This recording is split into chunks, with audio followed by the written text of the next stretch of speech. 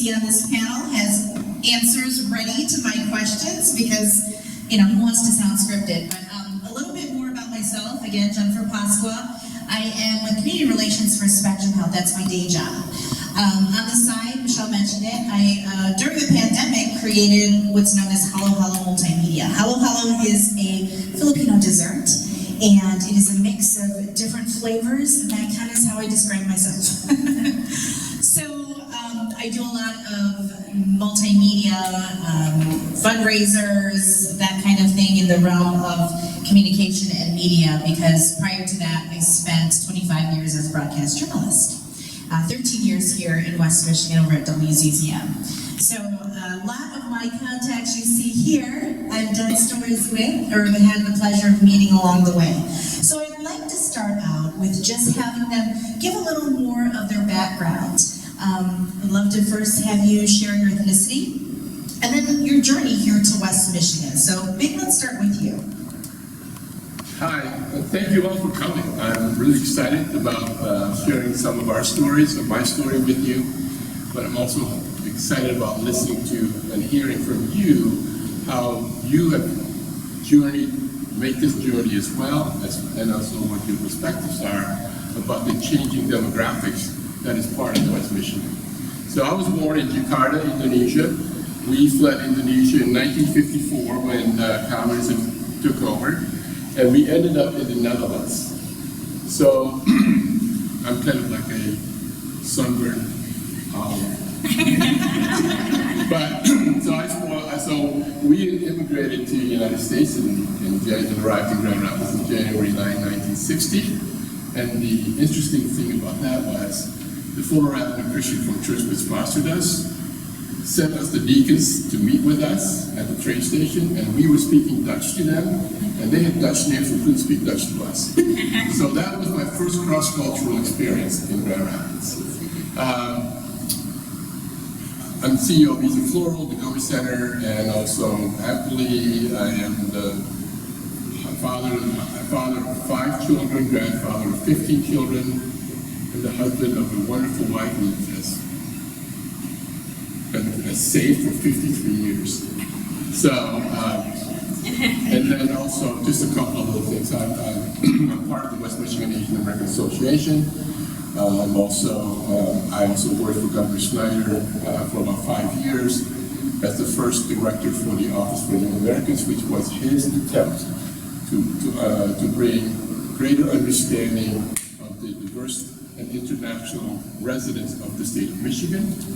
I also was one of the first quote-unquote minority director for the Christian Reformed Church in one of his ministries, in the Ministry of Racial Reconciliation. So that's a little bit about my background.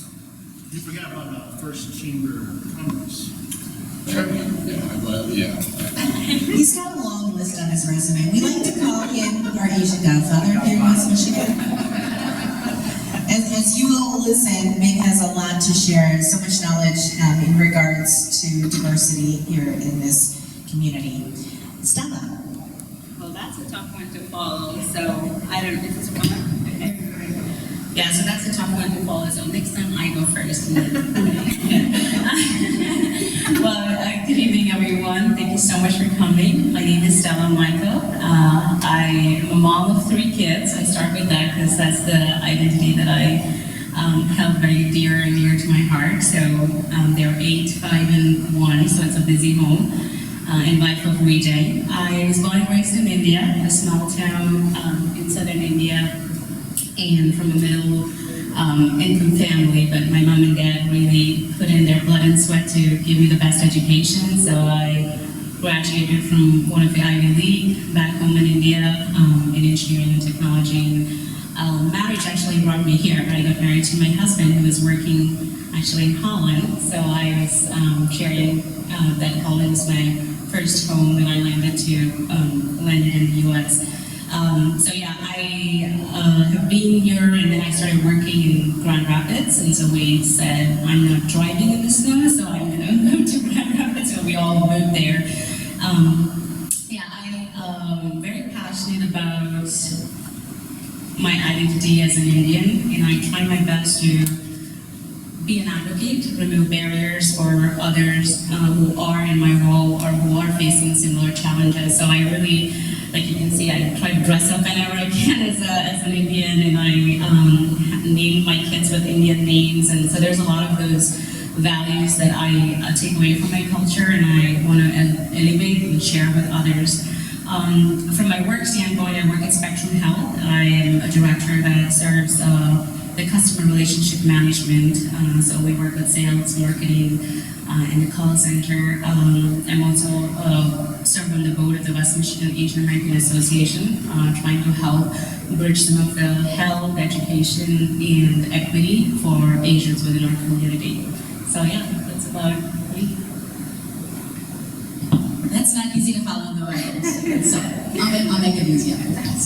So I'm Pujita Sieplinga, and I was adopted at the age of 2. I was born in Hyderabad, India. I was flown right in on a plane into Kent County, now Gerald Ford Airport.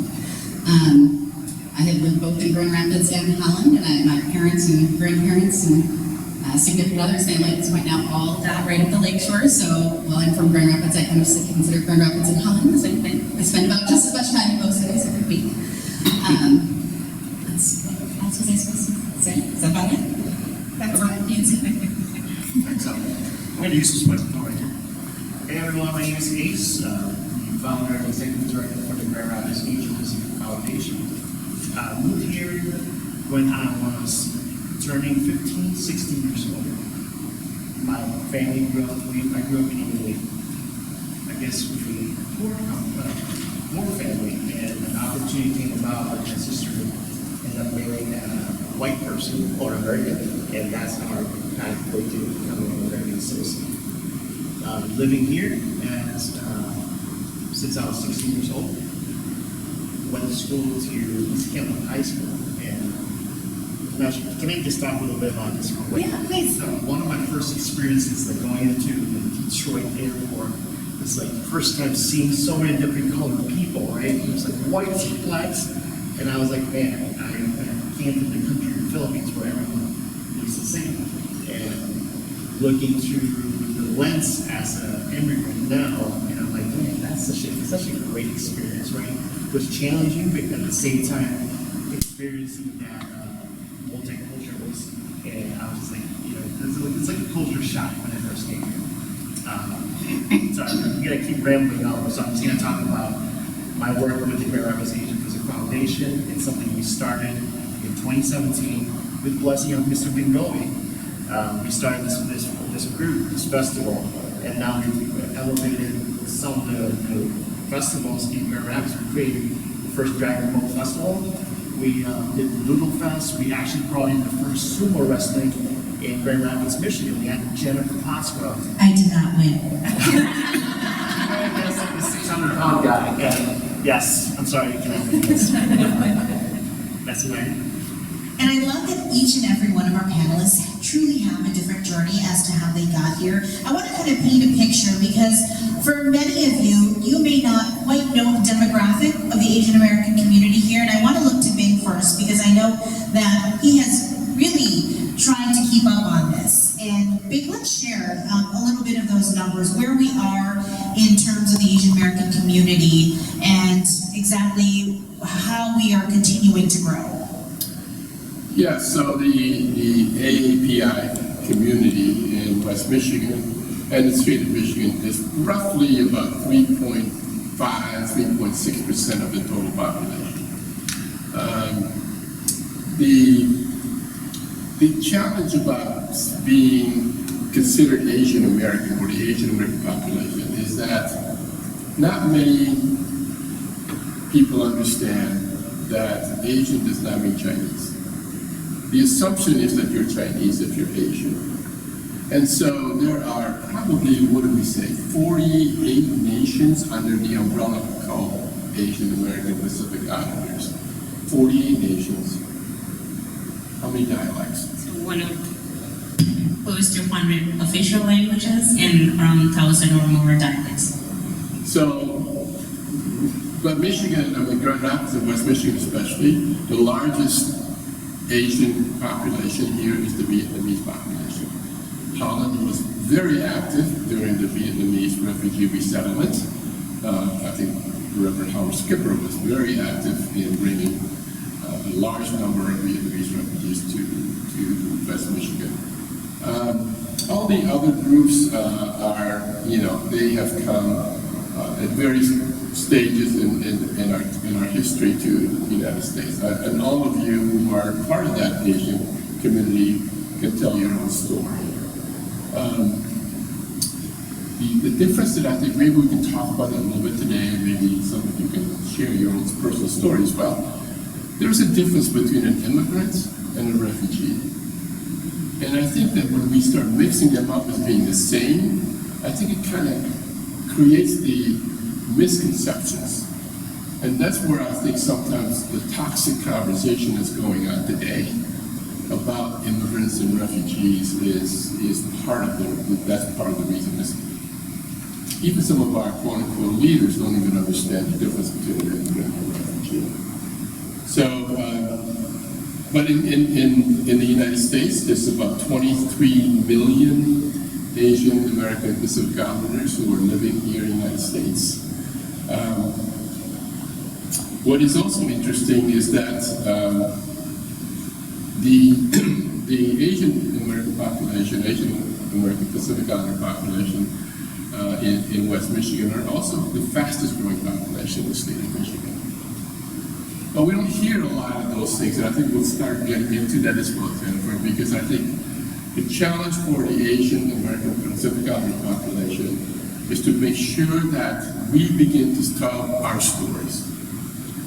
Because what we are suffering from is a lack of awareness of the Asian American Pacific Islanders' history in this United States. The many, many, many, many contributions it has given to the United States, but also the pains and the sufferings that the NAPI community in the United States has suffered under policies, federal policies, the 1882 Chinese Exclusion Act, right? I mean, that's what it is. The internship of Japanese, a whole host of things that we can talk about. But mostly, I think it's important for us to know the statistics about the Asian American population and their contributions to our community, which I think has enriched our community. Yeah, absolutely. And I think I just want to add a little tidbit to that. A lot of what I do with Holland Multimedia has been really kind of elevating the BIPOC community, the Asian community included in that. And oftentimes, you look at our panelists, and then when a mic comes up to their mouth and they speak very well, that's part of the misconceptions that many people have about our community, right? Agree? It's like the first thing people say. Yeah, that's the first thing people say, especially I think here in West Michigan. Oh wow, you can really speak English really well. I was born in Minnesota. My parents immigrated from the Philippines. So I was brought up understanding one of the many dialects in the Philippines. I could understand Tagalog, which is the national. However, I spoke fluently in Ilocano, to which this day I still do with my parents. And one of the things that I had mentioned, my younger brother, who's 9 years apart from me, he doesn't speak a lick of it. And I had asked my parents recently, I said, why didn't you teach him how to speak that? And mind you, both my parents are educators. My dad was the superintendent of schools. My mom was a third grade teacher for years. And while my dad won't admit it, my mom said, well, we wanted to make you feel like you should fit in. And so you're shaking your head. I know you came into this community when you're already a teenager. So share with me a little bit about that experience and maybe a positive that you experienced here in West Michigan with people welcoming you in this area. Yeah, the experience is always not negative. It's such a great place to be in West Michigan. This is like the mecca of niceness, right? This is like where people are nice. But I just remember going to second year high school. We lived in an apartment. My mom asked our neighbor's daughter if she could accompany me to class or to school for my first day. And she agreed. So I rode with her in the school bus, and I was like, waiting for the school bus to school. As soon as we got into school, boom, she left me, right, by myself. And I'm like, I have no idea what I'm doing in this country. I have no idea how to even open up a locker room and just like looking at around me, like I don't know where I am. That's when I first thought that belonging piece really resonated to me because I'm like, I didn't know I'm in the wrong place. But slowly, you adapt to places, right? You adapt to the things that you end up being more familiar. And people get to know you more, and that's when things open up. And I still strongly believe that's the key for us to get together. One of the things that Bing had mentioned is kind of making sure we understand the definitions of certain words, and also kind of educating others in that space. And Stella, I know you created ACE, which is what we call an IRD over at Spectrum. I'm going to have you talk a little bit about that. But what was the reasoning behind you wanting to do that? And how do you think, in turn, it has helped to educate such a big corporation? For those of you that don't know, Spectrum Health is the largest employer in the state of Michigan in terms of the medical field. So, Stella, talk a little bit about what your driving force was in creating that and how you've been working to, again, elevate the voices of the API community. Yeah, I think I'll share a personal story first, so that will help you understand my why a little bit. When I first moved to the U.S. in 2012, we walked into this Meijer store. This is my first time going in with my husband, and he's like, you know what, can you go grab some milk? And then I look for signs, I go to grab some milk, and there's this whole shelf of different types of milk, and I was like, what the heck? And so I just went straight back to my husband, and he's like, where's the milk? And I'm like, you didn't tell me which one. Like, whereas in India, when you walk up to your store and you say milk, you get milk and you walk away. There's no 1%, 2% chocolate. And the same thing with eggs. I always wondered, well, the chickens are smart here because they have extra vitamin D in eggs. I'm like, how do chickens have extra vitamin D? So that was really interesting in terms of, what I experienced, because that was like not something that I saw every day.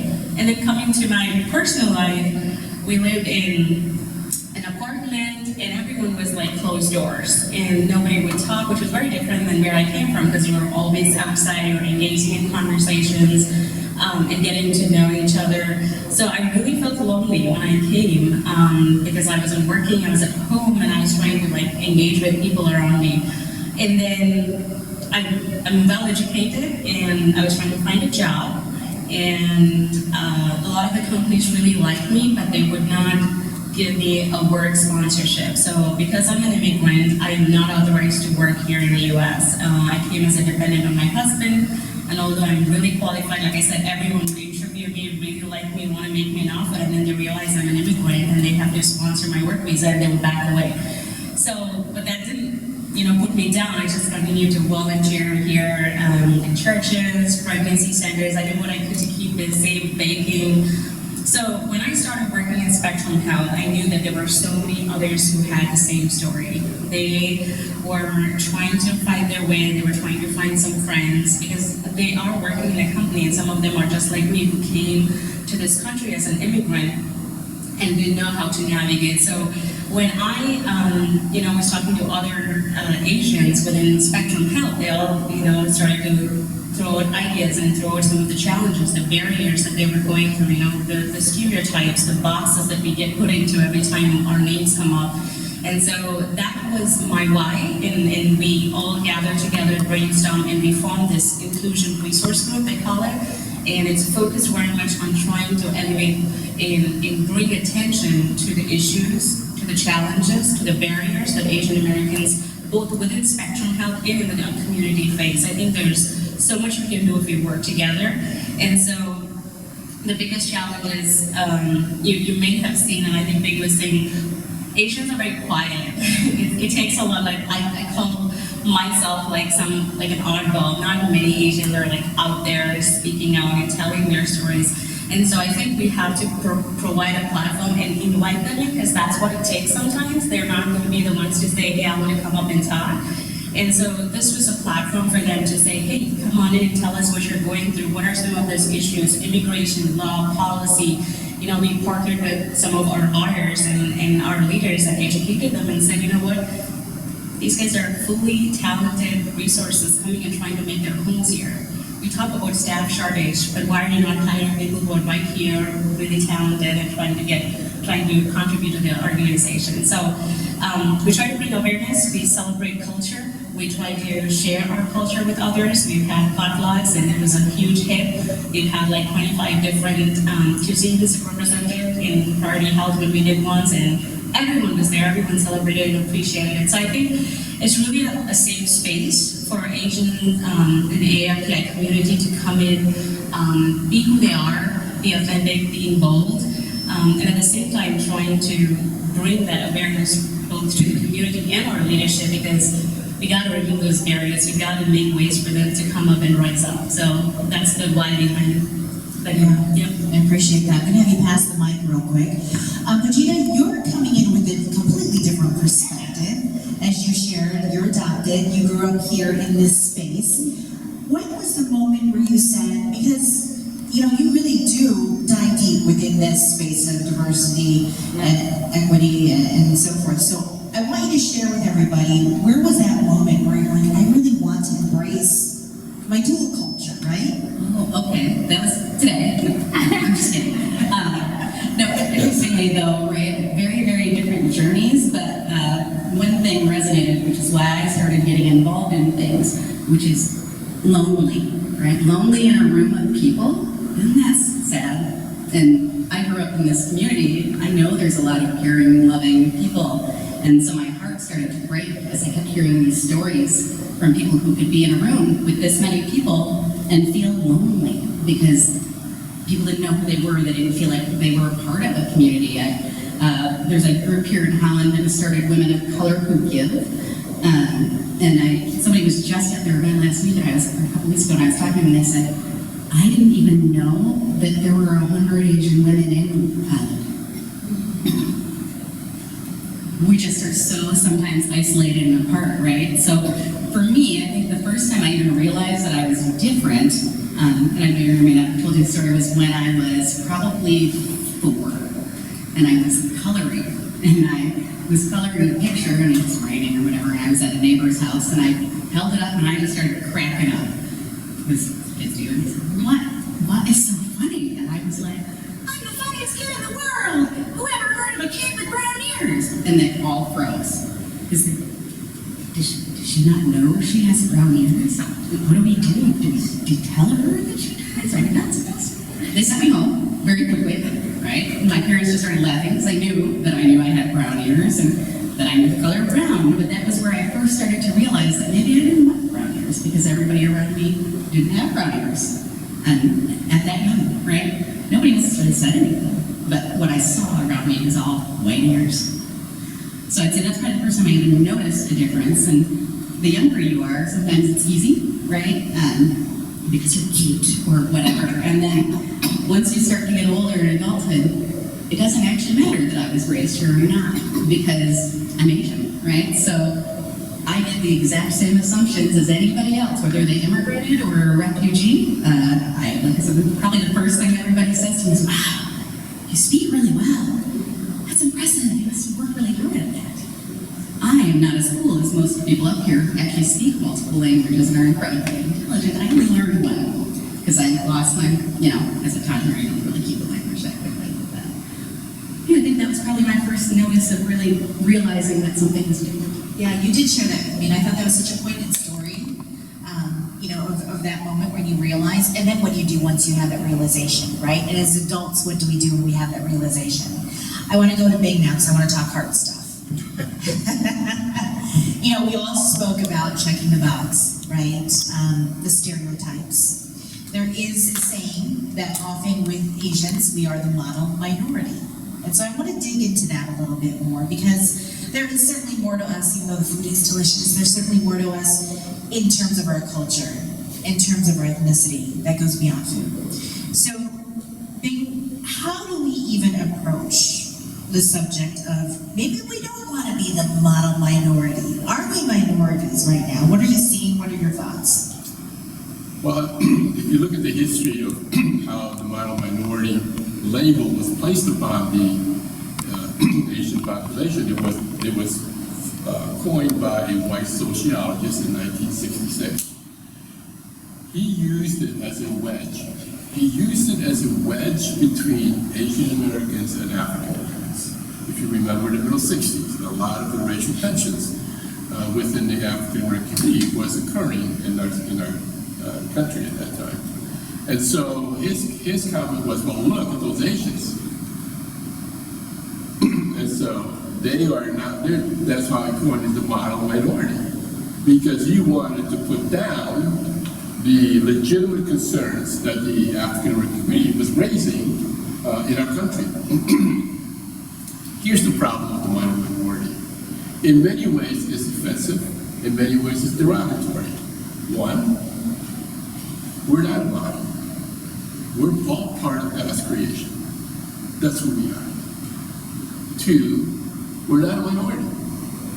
In this world, there's more brown people than there are the people whose colors resembles the people who call themselves the majority.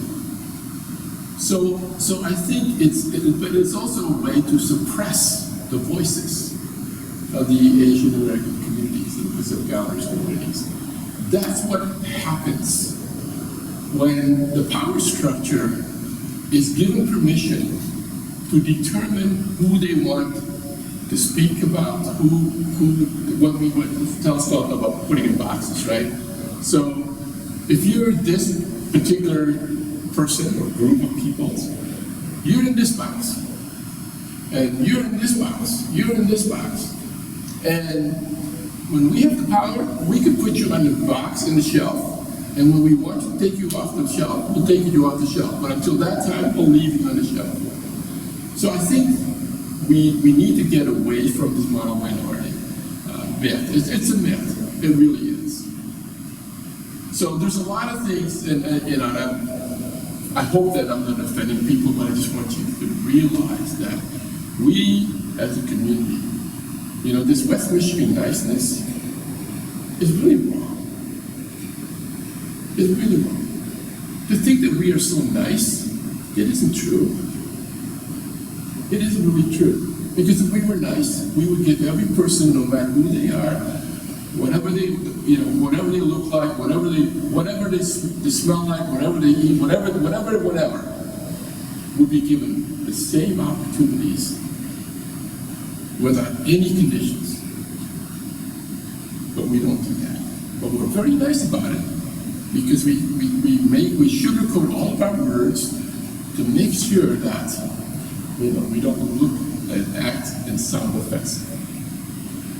So I think what it needs to continue, and I'm hoping that you will react to my comments, because again, I want this to be a conversation. And it is a hard conversation. But I've been working in this arena for over 35 years. And the fact that we're still talking about it in 2022 tells us that we gotta stop someplace. The question that I'm going to raise for all of you to think about and maybe react to is this. How many of us have heard, well, yeah, you know what? We're really interested in diversity. We really want diversity, right? Every major corporation, every religious institution, every nonprofit, you name it, right? You've heard it. DEI. That's the buzzword today.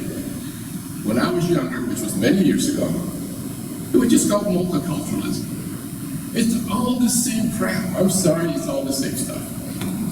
And so, when you hear people say, organizations say, we are really interested in DEI, we're really interested in all this kind of stuff. The question that you need to ask is, I'm glad you're interested, but what is your commitment? What is your commitment? Because see, you can show all kinds of interest. And you can kind of do little things enough to make people think that you're interested. The question is, what is your commitment to it? Because commitment requires a response. Commitment requires an active reaction to what you're saying you want. So I think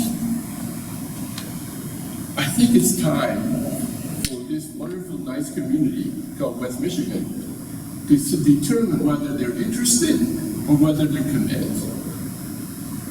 And if they're committed, then we want investments, because nothing happens without money. We're a capitalist society, like it or not. It requires investments.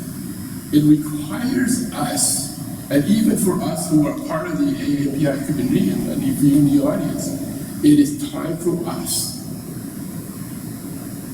to ask the question about commitment and to demand that not only the community outside the AAPI community join us, but that we also participate in and making it work. Representation is going to be one of them. I don't know if you know this, but in the last decades in West Michigan, there has been only one non-white state legislator from West Michigan representing West Michigan in Lansing. Do you know that? Only one. It was a young woman from Holland. We have never had an Asian person representing anyone in West Michigan in Lansing. Now we've had a couple now from the east side of the state. And yet, if you look at the statistics, the AAPI community has certainly contributed a great deal to the enrichment and the economic strength of West Michigan. But we can't get anybody to get elected. Now, it's not always the fault of the other communities. It's our fault too. Because we also need to step up and say, we need to run for office. We need to locally, school boards, county commissioners, city commissioners, whatever it is. We need to step up and let our voices be heard as well. So when they call it the model minority, it's only because we have done a lot of stuff, and we are a model minority because we not only will stand for what is right for the AAPI community, but for what is right for every community. We have, as a culture, we are quiet, but I also will tell you that as a culture, many of the Asian communities, when it is made known to them of a need, we step in. We really do that. But I think we need to do more. So I'm going to have you pause on that. Think about a little bit about what Bing wants you to think about as you continue this conversation. Anybody have any comments? I'll walk around the mic. Anybody have any comments after that wonderful statements? Anyone want to share?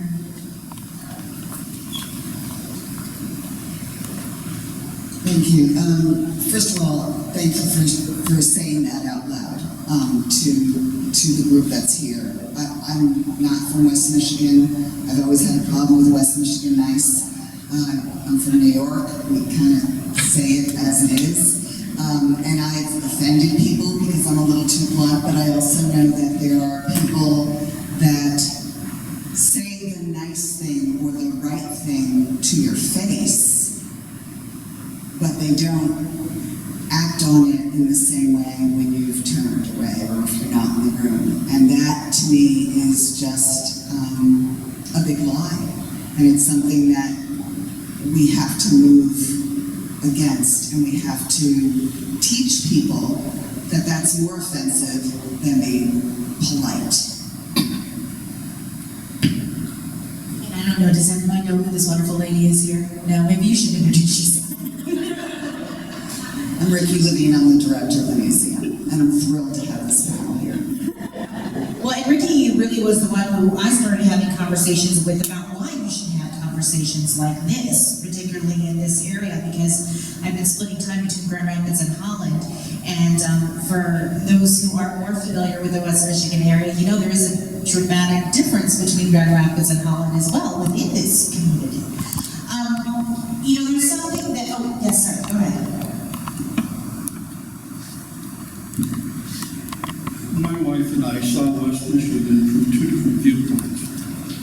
Both viewpoints was outsiders. We moved to Michigan on an assignment for the company I was with back in the mid-1980s. And when we were visiting with the real estate agent in Grand Rapids, the first thing he asked us was, what church do we belong to?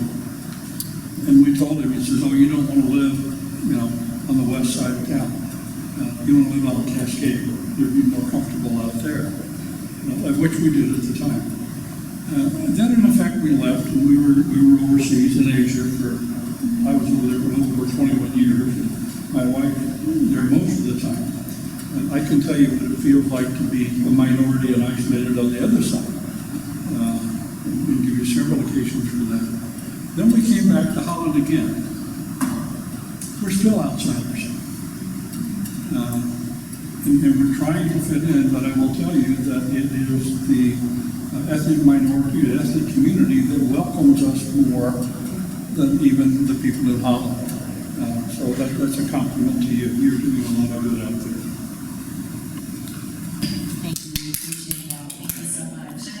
I just wanted to, appreciate you sharing that because I know a lot of my friends who travel around the world and have come back to settle have a similar perspective. I think they resonate more with some of the challenges that we go through. And I think that's why I have a problem when they say a model, right? And it's a myth because we all struggle. I mean, we're all human beings. We all have challenges, and to say that, oh, these guys don't have any problems. They come in here, they're well educated, and they have jobs, and they're all settled. But you know what? My mom and dad had to starve for days to get me educated. So it wasn't something that was handed to us. We worked hard for it. And even after all of that, you still have to prove yourself twice. There are times when I don't get promoted or I am not considered for something only because, I don't know, I felt it was because of my color, because everyone on the floor thought I was getting a promotion, but I didn't get it. So I had to work again, work twice harder than them. So I think, what blows my mind is you see, even recently in New York City, how many women have been abused and killed and murdered. So how is that a model? It just is not true. So you lose that empathy, you lose that common ground of understanding when you start boxing people in that. You assume that life is great and life was a bed of roses, but that's so far from the truth. We all as human beings go through those struggles. We struggle to fit in, as you said. Do I call myself Indian? Do I call myself American? My son jokes about it.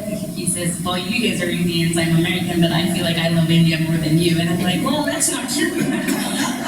He says that because he wants to travel to India all the time and ride on the Indian trains. That's his favorite thing to do. But I think, that's that identity, when you're with your aunts and uncles, which is so community oriented, as Bing was saying, you want to be an Indian because you're going to get, pinched on your cheek and slapped and everything, which is totally okay in our culture. But then when you're with your friends, you got to do the cool pep talk like how Americans would do. So it's just really struggling for, especially the kids, trying to fit in. Mom and dad have these rules at home. It's all Indian culture, but then when you go to school, it's what your teachers say. So I just wanted to take away some of those things that you want to empathize with other Asian families. It's not always a bed of roses. There are some really tough conversations that you have to have with kids. And it's very, very draining. And if you don't mind, if I can share one other story. So my son, I hope I don't get emotional, but one night he comes home and my husband, Vijay, or I, sleep with them for some time until they go to bed. And he starts crying. He was in first grade. No, I think he was in kindergarten. No, I think first grade. Yeah, so first grade.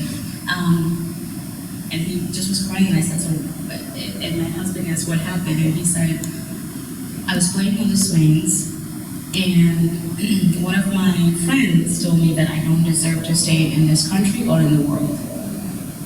And he would just cry and cry about that.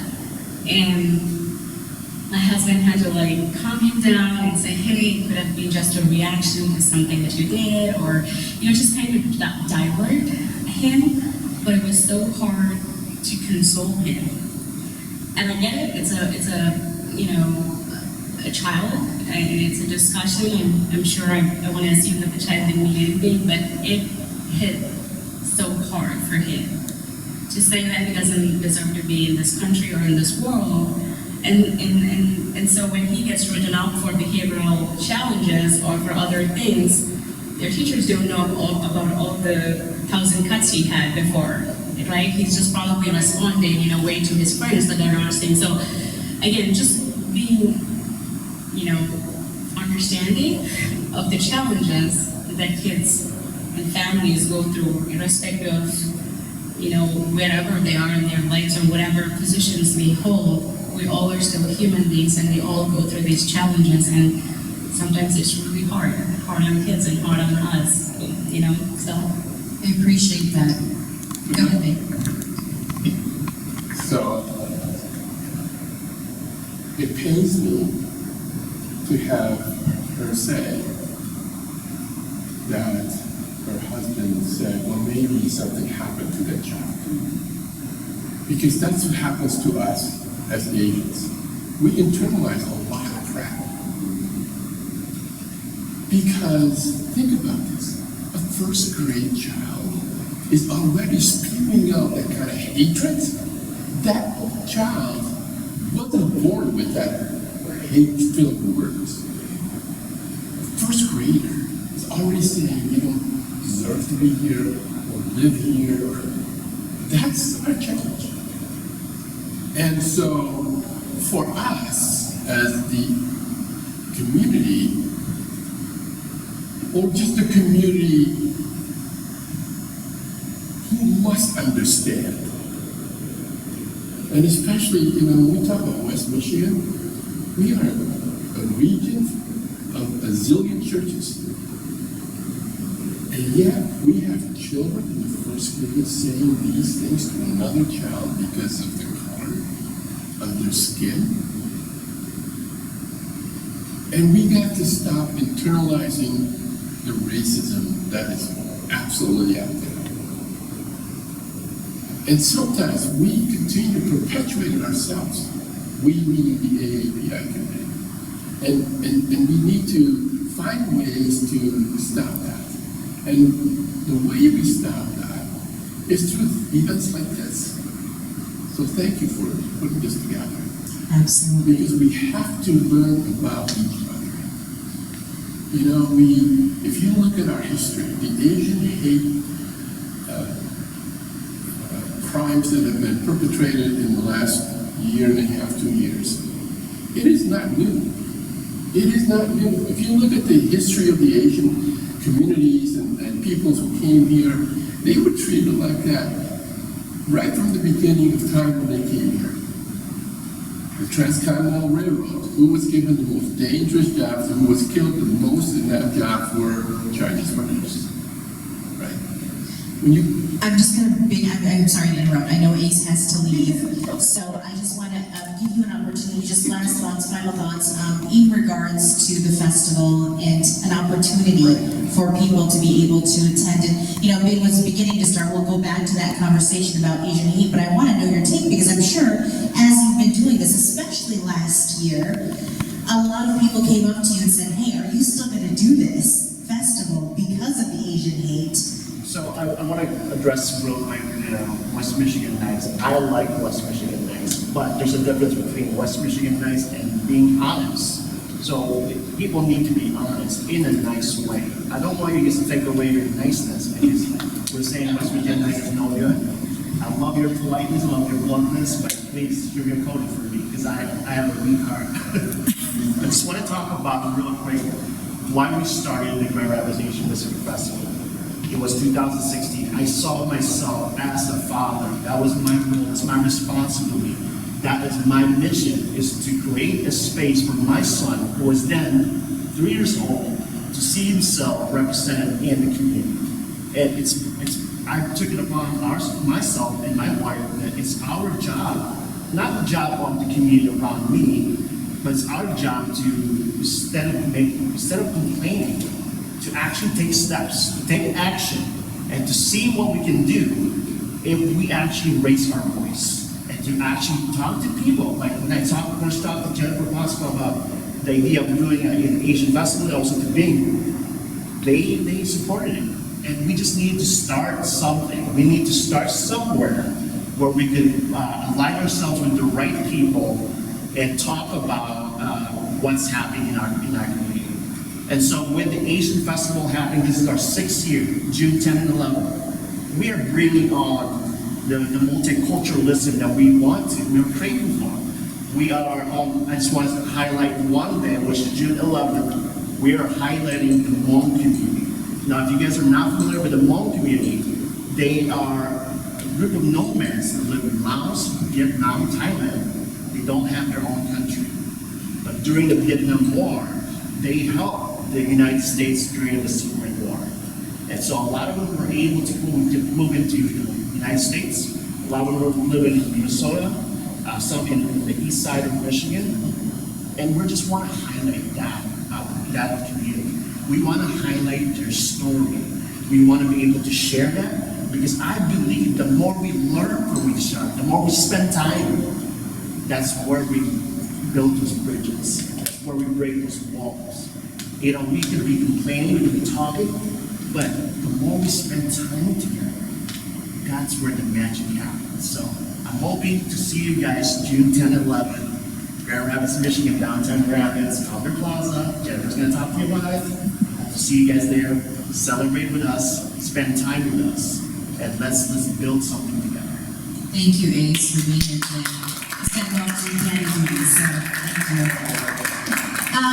I want to go back to what Bing was saying, but I want to also give Pujita a chance to talk, because I'm curious.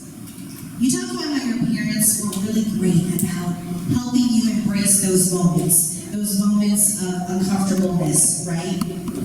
How do you deal with that in your family now, these days? So this has been an interesting several years, right? So my parents very much embraced it. We had Indian parties and all kinds of decorations, anything and everything that was Indian. My mom would just find randomly out of nowhere. She's like, I got this totally. She loved it. They embraced it. So it actually got harder for me as I got older, because I was it wasn't bad for me to be different when I was younger. And so it caused a couple of things. When something discriminatory would happen to me, I wouldn't necessarily know if it was for sure discrimination. So a little to the point of, all right, so this happened. Well, was I speeding? Did I have a tail light out? Does my plate expire? Do I have a dark window? What is it, right? So there's a weird thing that does to you, because essentially you basically decided that maybe I deserved that to have, like, there has to be a reason for it to happen. And what it took me probably 15 to 20 years to realize is that it's West Michigan nice. It's semantics. I actually got a communications degree from Michigan State, and it's because of this. I didn't realize it at the time, but this was why.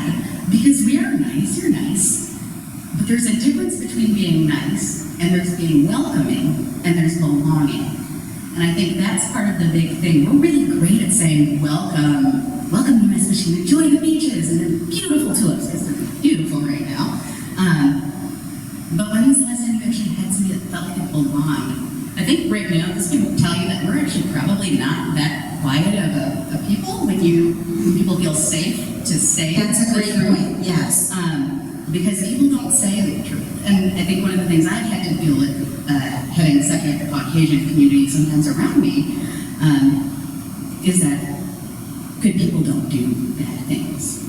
And if you say something that might be racist, or do something that might be racist, whether or not you knew about it, and I'm going to, you're going to then say, wait, nobody in this community would do this. And now you're going to laundry list every possible reason you think, wow, I might have deserved it.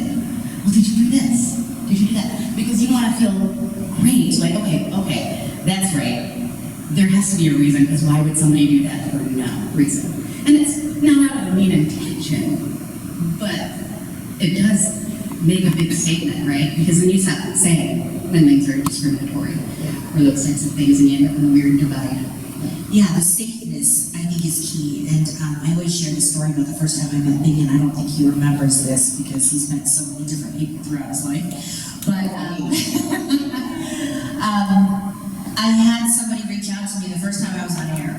And they're like, oh, they didn't know what I was. You're Filipino. Oh no, maybe she's Malaysian. No, wait, maybe she's Mexican. I don't know, maybe she's Chinese. Because I do have, a look in different seasons. And so I shared this with Bing because one of the first things I did when I moved here is I went to the Chamber of Commerce. And Bing was not only welcoming, but he made me feel like I should belong here. And I came here by route of the Quad Cities, which I was there as a broadcast journalist for about 5 years. And people in the Quad Cities, if you don't know where that's at, Illinois-Iowa border. So it's Davenport, Iowa, Rock Island, Illinois. A lot of people said, you're gonna move to West Michigan? Do you know it's not gonna be like the greatest thing you're gonna experience? And so I shared this with Bing. And he said, you make the experience the way that you believe it should be. But let me bring you along and show you the beautifulness of West Michigan. And so I'm always grateful to him for that because he made me not only feel welcome again, but he made me feel like I should belong. And to your point, yeah, the panelists here, we all like to talk, we're all very loud. But, in this, what is such a weird time for us, right? Not only the Black Lives Matter, the Asian hate, all of those dynamics combined, we started getting a little uncomfortable, right? And I think to Bing's point, I love what you said, Bing, about making sure you have that commitment. So, tell me what people in our audience, people who are watching online, what can we do to start? Well, first and foremost, try to immerse yourself a little bit more about the Asian history. Because oftentimes, we are products of the information that is given to us. It's not what we seek out for ourselves. So I think that's one of the things. I think the other thing is that, especially for those of you who are part of the white community here, it is important that you support all the efforts that is going on in Ottawa County. Okay? I mean, I will tell you that Ottawa County was the very first county in the state of Michigan that actually had an office in its administration called the Office for Diversity, Equity, and Inclusion. Kent County didn't have one. Other counties, and I traveled on behalf of Governor Snyder across the state of Michigan. You, as a county, and the administrator at that time was Mr. Val Van Werk and the county commissioners, they were willing to step out and take the risk of putting that together. Just as Governor Snyder was willing to take the risk as a Republican to put together an office intentionally focused on making sure that we are welcoming, that we are belonging, and that we utilize the amazing skills and talents of people from across all walks of life to enrich the community that we all live in. I know that there is a movement to remove that office from Ottawa County, which is crazy. If you look at all the economic data out there, the buying power, which is income less taxes, the buying power of the non-white community is going like this. The buying power of the white community is stagnant and even going down. Simply because the population is going down. Birth rates are down, in the population of the white population. So I think it's important for all of us, whether you're part of the AAPI community or whether you're not, is to begin to stand up, learn more about what's going on, and stand up for what has to be, in my mind, the ability for you and your next generation and the next generation to have a rich, fulfilling quality of life. And that only happens when we acknowledge that the changes in our demographics requires all of us to begin to look at ourselves and say, what is it? What is it that we can do to ensure that what I contribute and allow other people to contribute will truly make us a better beings. That to me is what it is. So when representation is important, it's not only important for the AAPI community, it's important for every community. Yes? Find ways to encourage and to support those who have your values. To be part of the leadership. Because if you continue to have the same leadership that continues to be part of this whole 35-year history that I've been involved in, it will not be beneficial to our future generations. I want to leave some time for questions, comments. I have a question for the panel. I'm involved in setting up a group that is made up entirely of ethnic minorities. And that's on purpose. And we know what we're doing, we know what we're screwing and doing. But there's a subgroup that I've become educated on or aware of that I knew was there, and I guess didn't realize it. And they call themselves halfies. Half white, half Indian, half white, half Filipino, half white, half Indonesian. And they're not quite sure sometimes where they should stand, on which side of that issue. I'd like to have you kind of respond to that, if you will, because they have a problem all of their own. Yeah, we don't get to choose, actually. That's chosen for me, frankly, right? In fact, when this came up and I was talking to a few people, they were like, man, wait, what? They asked you to be on council for Asian? You're not Asian. I am, actually. India is in Asia, and I am Asian. And no. Right. So, I don't actually get to choose. It's chosen by the people who have decided that it matters. Okay, Stella, your take on that. I think you have one right there, Charlie, who's sitting like a friend who's part of your community and is on the board of Holland Museum. He should be here, and I think he'll give a much better answer. Maybe we can pass the mic for your comments. I think he has a great story to tell. But I think one of the things that I will say is that we have a lot more in common than we think we have.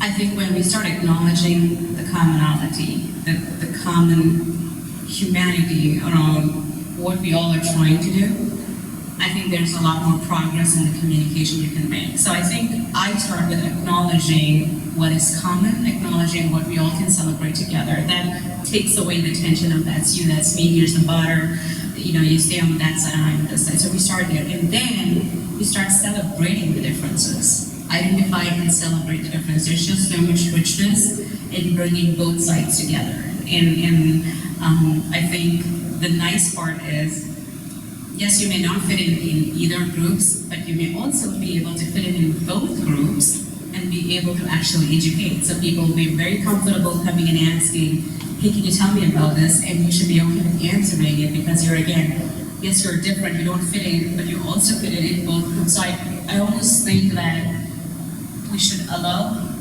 for identification and celebration of those differences, but we also have to acknowledge there's a lot more that we have in common and use that as a starting point. So I would suggest that, if we all can do that, there's a lot more progress in that conversation. Then it becomes easy to have when it's like intense in the debate. Once you've made those acknowledgements, you know that people are talking out of good intention and not to hurt each other. So I would, if it's okay, I know I'm putting you on the spot, but Charlie has a great story to tell, so. I'll try to, so I'm half Thai, half Danish American white. I grew up around the world. I lived in the Netherlands, in Indonesia, Thailand, Louisiana, which is kind of like it's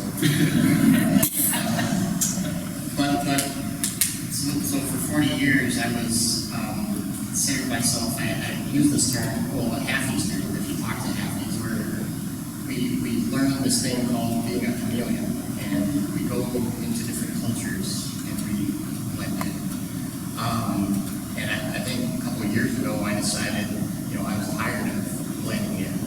And I wanted to, so I started using my Thai name, my Thai letters, on Facebook, on everywhere, and just, I decided, because I was stuck in between both worlds. I wasn't Asian enough, I wasn't white enough. I was, who am I? Belonging, the loneliness, like I resonated with that right here. So there are times, I think, halfies could be an important part of our future, because I told you, maybe Russ, that I see myself as like not belonging to a certain group, but belonging to humanity. And so I get to sit back for 40 years and kind of watch all these groups. I don't belong anywhere. But I think now I realize it's like I'm in a special place where I can blend cultures and I can bring people together. So yeah, that's a recent realization. The idea that we can be both. Yeah, I love It's not that. one or the other. Love Yeah. it. I need you to talk to my kids. My kids are half white, and it's interesting because I think they're in that same dynamic of where, 2 out of the 3 really connect with their Asian heritage. The ones, kind of goes back and forth. And I think, in essence, that's what's maybe forced them to move away for a little bit. The 2 have decided to get out of West Michigan. They wanted a world which was more diverse. And so I love that take on those things. And being a parent and not wanting to push their journey, because it is a journey, right? And so I'm excited to see what's going to happen in the long run. But at this time, just trying to be there and be supportive of that process, to let them be in that process as they try to figure it out. You have a comment in the back? Okay, I think that's just.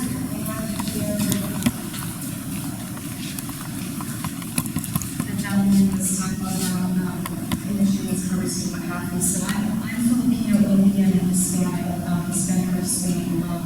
So my father's Filipino and Indian, and my mom's Hispanic and Filipino. So speaking of being a happy, my family is ginormous, and we get together. It's like the United Nations are Canadian, because I have my relatives are half Nigerian, half Filipino, half French, Filipino. It's every community, and my cousins and I, sometimes we joke because we say the halfies are coming, but it's everybody if you really think about it. But it was interesting to see, I'm 42, maybe 43, I come from California. So coming here to West Michigan and meeting my husband was just a culture shock in itself. But just in response to what you're saying, gathering rooms, I think in my 42 years of also observing and watching all my cousins who are all mixed, just seeing ourselves in our individual journeys and how we identify. It's interesting because it depends on the parents. So I see aunts and uncles, like for example, my half French, half Filipino cousins. They grew up in France, but they came in when you're on, 10, 11, 12 years old to California and moved, but their identity is French. When they were younger, they really identified with their Filipino culture, but as they started getting older, they started, identifying with their French, and they're still trying to find themselves. So when I asked them to just participate in activities back in San Diego, because there's a large DAPI community there, they hesitate sometimes because they're not sure. They straddle that conversation within themselves, but it doesn't matter if it's being half white or half Filipino. It's all of us. I'm sure my half Nigerian and half Filipino cousins have the same conversation with the Indians and families. So I think it's just a matter of time of us just trying to come to terms with their own identity. And I don't think it's something that happens overnight. I think it's a lifelong conversation that we have to have. But Bing said something earlier about how that is a conversation we need to have in our community, even for those that are mixed. I think there's also that culture and that conversation that we also perceive those of us that are mixed. I think we identify we are straddling multiple, cultures, and And some Indians, they don't recognize that I'm Indian. Some Indians will, and then some Filipinos won't, and they have curly hair. And so when my husband and I eventually have kids, like, what's going to happen? It's going to be interesting. I think it's up to us to have that conversation. And sometimes it's harder for us in our communities when Filipinos having that conversation. Just for example, your own timeline, I identify with that as well, and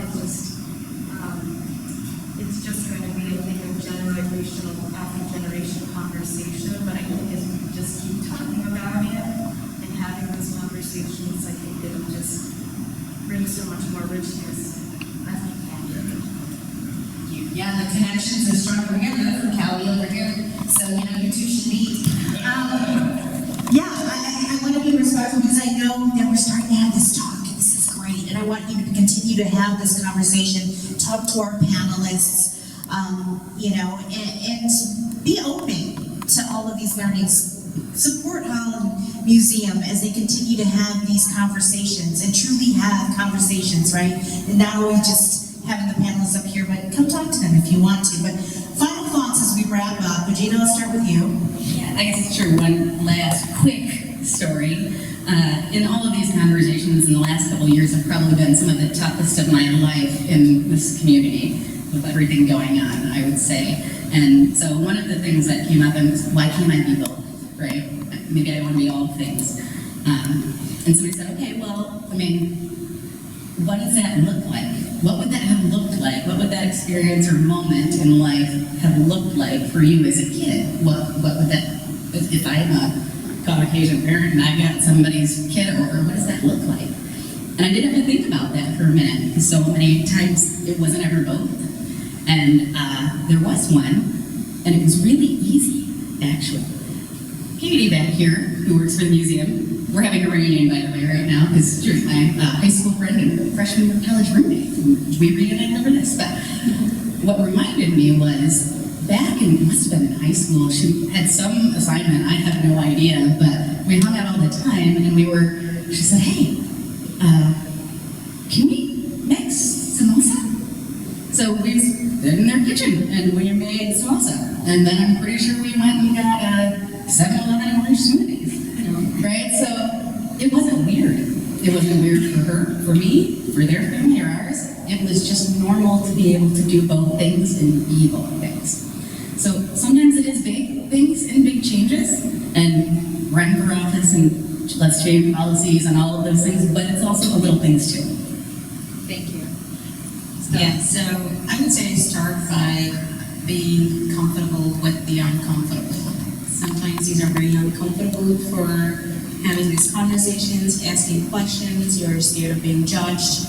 You're scared of being labeled as someone who is racist, and that's okay. I think if you're coming from a heart of learning, if you're coming with a mind to understand, it's okay with other things. So I would say just be comfortable with that uncomfortable, asking those questions, trying to step out of that zone where you feel like, okay, I'm going to close my doors, I'm going to do my thing, and I'm good. So once you're getting comfortable with those, your conversations are a lot more easily flowing. And so if you have people that you know of in your community that are Asians, walk up to them, say, hey, can we go to a meal together? Maybe you take me to one of the closest Asian restaurants.